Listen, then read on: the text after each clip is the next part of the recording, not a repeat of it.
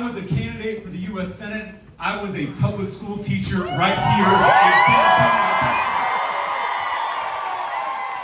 Texas. This city taught me how to be a leader. This city taught me the meaning of service, and for that I will be forever grateful. Last night we were on the Riverwalk. We were just at Market Square. It feels so good to be back here in San Antonio.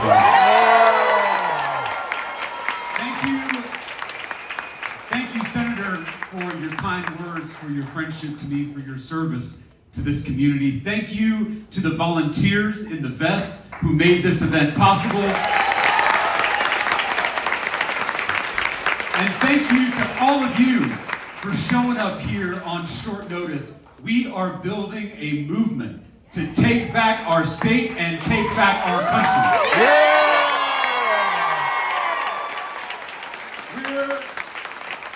We're on our Take Back Texas tour. We're in the campaign bus, we're hitting the road, we're going everywhere. We're talking to everyone because that is how we build a big enough tent to flip this seat in November. And I can't tell you how good it is to be back here after a crazy week on the campaign trail. Last week, I filmed an interview with Stephen Colbert on The Late Show.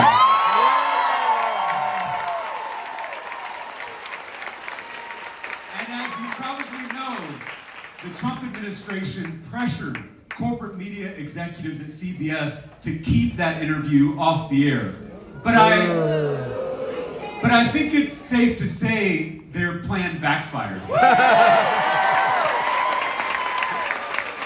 And these are the same people who ran against cancel culture. Now they're trying to control what we watch, what we say, what we read, and this is the most dangerous kind of cancel culture, the kind that comes from the very top. They went after The View after I appeared on that program. They went after Jimmy Kimmel for telling a joke they didn't like. They went after Stephen Colbert for telling the truth about Paramount's bribe to Donald Trump. Corporate media executives in this country are selling out the freedom of speech to curry favor with corrupt politicians. This is a threat to all of our freedoms. A threat to any of our First Amendment rights is a threat to all of our First Amendment rights.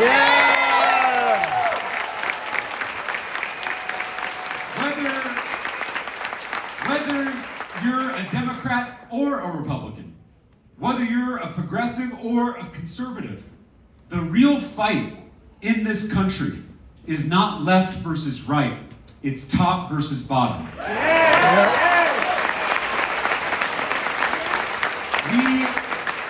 We launched this campaign for the U.S. Senate 5 months ago.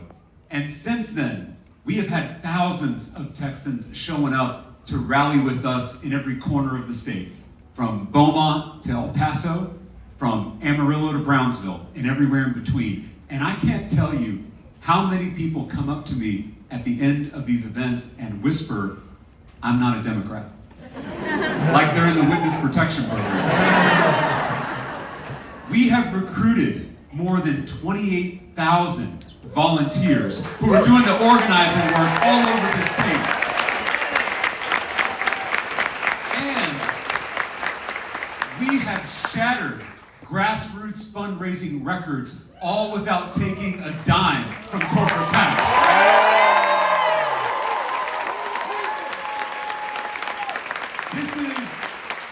This is a people-powered movement to take on this broken, corrupt political system. This is truly a campaign of, by, and for the people. We are not just trying to win an election. We are trying to fundamentally change the politics in this state and in this country.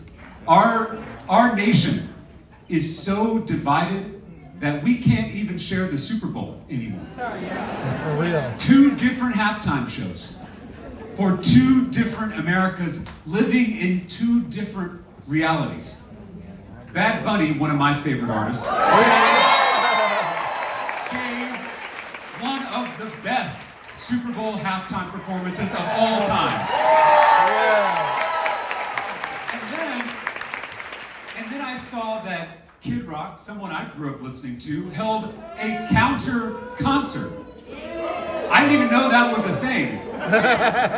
What leads someone to protest that beautiful halftime show? I think it's fear. Fear of the unknown. Fear of change. Fears we all struggle with. But there was nothing to be afraid of in that halftime performance. Just joy and unity and love.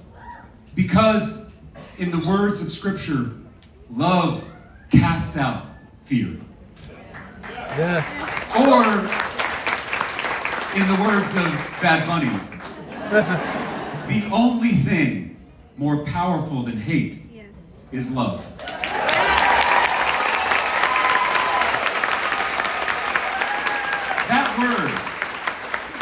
That word love is maybe the most important word in the English language. It's certainly the most important word in all of our lives. And yet, we rarely hear it spoken in our politics. My granddad was a Baptist preacher in South Texas. And when I was real little, he told me that we're supposed to follow the 2 commandments that Jesus gave us. Love God and love neighbor. Jesus could have told us to love our immediate family members. He could have told us to love our close friends. But he told us to love our neighbors. That's inherently a public thing. And it's what led me to public service. First as a public school teacher, and now as a public official. I launched my very first campaign for the State House 8 years ago, back home in Williamson County. In a county that was so red, it hadn't voted for a Democrat for president since Jimmy Carter. I was told the race was a lost cause. I was told flipping a Trump district was impossible. I was told I was too young. I was told I didn't have the money or the political connections to win. But my neighbors and I, we ran an aggressive, authentic, unorthodox campaign that brought people together. And on election night, we flipped that district with 51% of the vote. Yeah.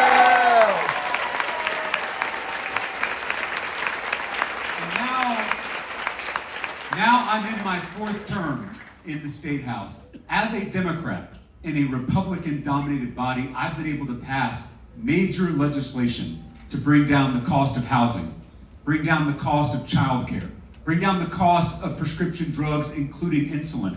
I am trying to love my neighbor through public policy. I'm trying to make my neighbor's life a little easier and a little better. That kind of love in our politics is getting harder and harder to find. Do you know why our politics sucks right now? Money. It's not any one politician. It is the system itself. Think about who was sitting behind the President of the United States on Inauguration Day. Yeah. Think about who runs the 24-hour corporate media that treats news as entertainment. Yes. Think about who owns the social media algorithms that keep us angry and divided. A handful of billionaires have redesigned our politics for their own profit. Us versus them.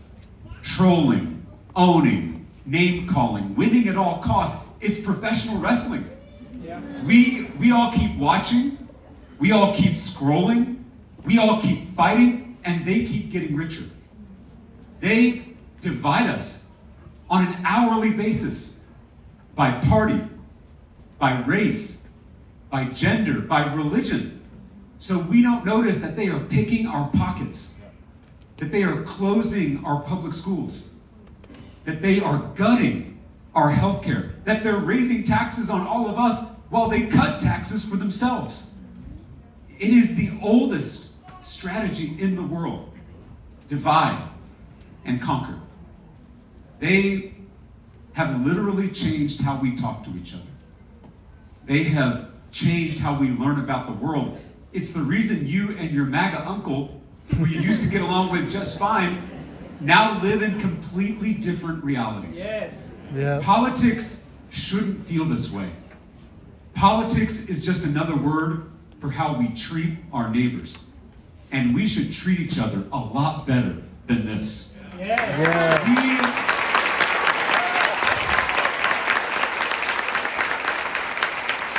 We can transform this broken political system.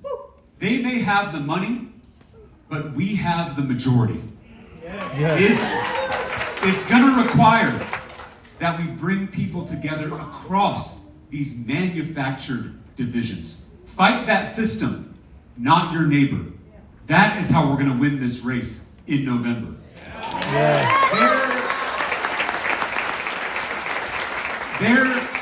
There is something broken in America. Our political system is broken. Our economic system is broken. Yes. Even our relationships with each other feel broken.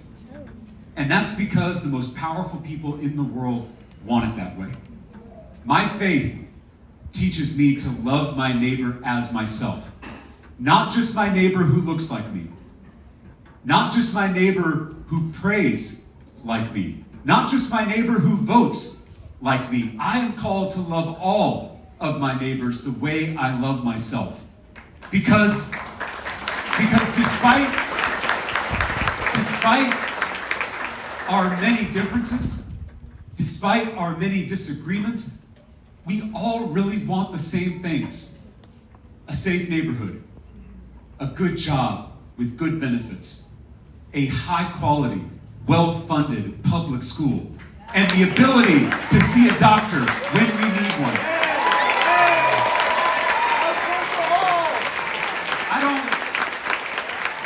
I don't know about y'all, but I am tired of being pitted against my neighbor.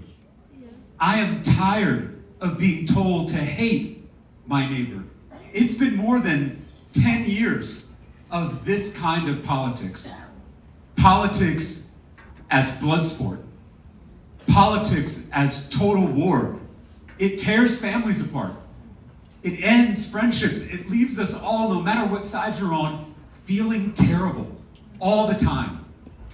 As I travel this state, I get the sense that across the political spectrum, there is a deep hunger for a different kind of politics. Not a politics of fear, not a politics of hate, not a politics of division, but a politics of love. A love for this state, a love for this country, and most importantly, a love for all of our neighbors. A love that can heal what's broken in America.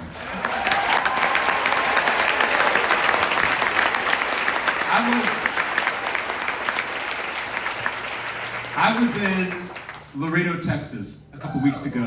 That's my mom's hometown. And a man stood up and asked me a question, a really good question that I've asked myself. It's probably a question that you've asked yourself. He asked, isn't love too weak for this moment? And I thought about it, and I told him that my faith teaches me that love is the strongest force in the universe. Love is not passive. Love is not neutral. Love is not weak. Love sometimes requires that we stand between the bullies and the bullied. Love sometimes requires that we look evil in the eye and not blink. Love sometimes requires that we flip over the tables of injustice. That kind of love has always been a threat to the powers that be. That kind of love is revolutionary. That kind of love is radical. That kind of love is creative. Hate is boring. Hate is predictable. Hate can't lower our energy bills. Hate can't teach a child how to read. Hate can't build a future. But what hate can't do, love can. Take it from a teacher. Love can turn a student into a scholar. Love can turn an enemy into a friend. Love can turn a campaign into a movement. That is the kind of love we are rooting this campaign in. We will not defeat the politics of division with more division. We're not going to win this race by shaming or ridiculing or alienating our neighbors. In my experience, when you extend an open hand rather than a closed fist, you'll be surprised by who takes that hand. If you hate politics and you've never voted before, you have a place in this campaign. If you have voted for Democrats, but you're tired of Democratic politicians always folding, you have a place in this campaign. And if you voted for Donald Trump, but you are fed up with the extremism and the corruption in our government, you also have a place in this campaign.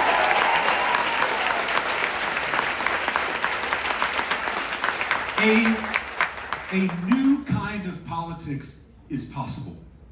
It's waiting to be born through all of us.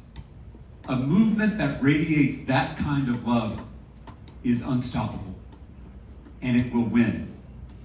We have a moral imperative to win. If we don't win, we can't help anybody. If we don't win, we can't stop what's happening to our country.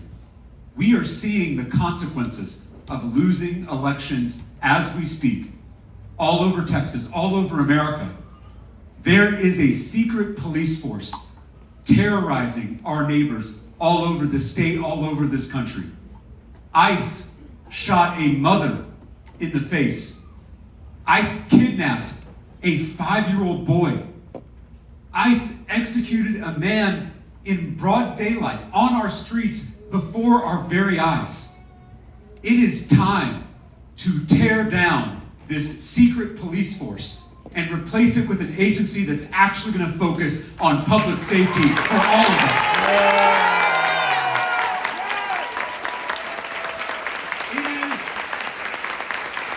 It is past time to impeach Secretary Kristi Noem.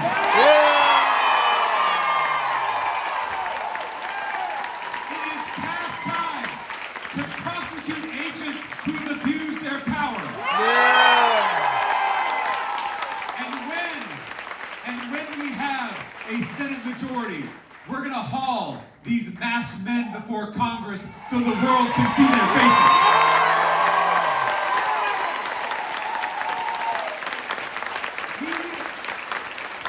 We should be cracking down on the cartels, not our communities. Exactly. We should be deporting gang members, not small business owners.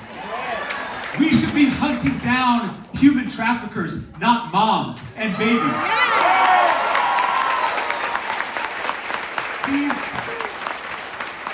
These masked men are waiting in school pickup lines.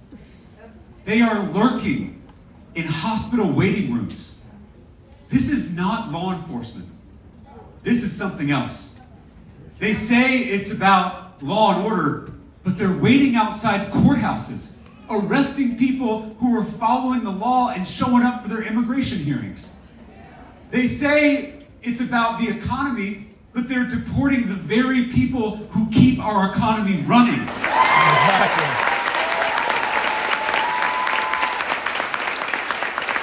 They say it's about illegal immigration, but now they're going after American citizens. This has never been about immigration. This has always been about control. Yeah. The easiest way to control a population is to keep people afraid. Keep them looking over their shoulder. Keep them in line. Don't draw attention to yourself. Don't criticize the state. Don't speak your mind, otherwise you'll be disappeared or even killed. No more secret police. No more masked men in unmarked vehicles. No more kidnapping people off our streets. This is the United States of America. We're not supposed to fear our government. Our government is supposed to fear us.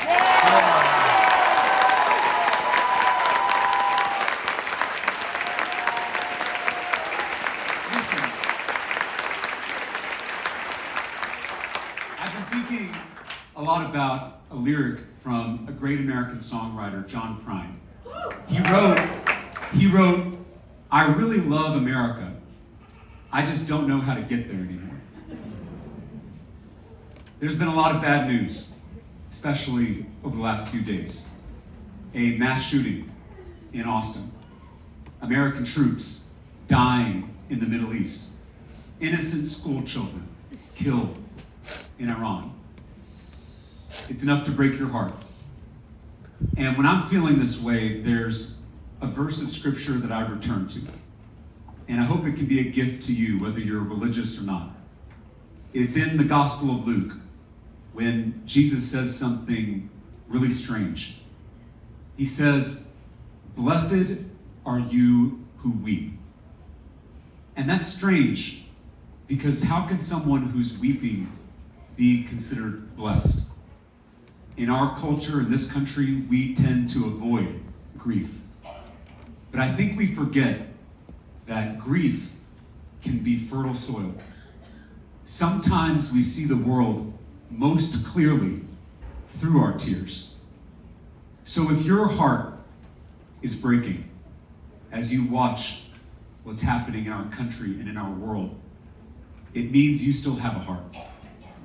I want you to trust that. I want you to protect that, because that is what's going to get us out of all of this. Resistance starts right here, by refusing to mirror the hate and the violence and the inhumanity that surrounds all of us. There has never been a more important time to be a human being. In a time of shadows, it is so important that each of us shines our light. Like many of you, I'm tempted by hopelessness. I'm tempted by despair. But then I show up in San Antonio, Texas, and I see a crowd of neighbors who are trying to figure out how we're going to save this country. And all of a sudden, I feel a little bit of hope. And a little bit of hope is a dangerous thing. The fact that all of you are here means you haven't given in to hopelessness. And that means the bullies haven't won yet. Action is the antidote to despair. You can't wring your hands when you're rolling up your sleeves. We have a lot of work to do, San Antonio. But I am confident that we are going to win this race. That we are going to take back our state. And we are going to take back our country.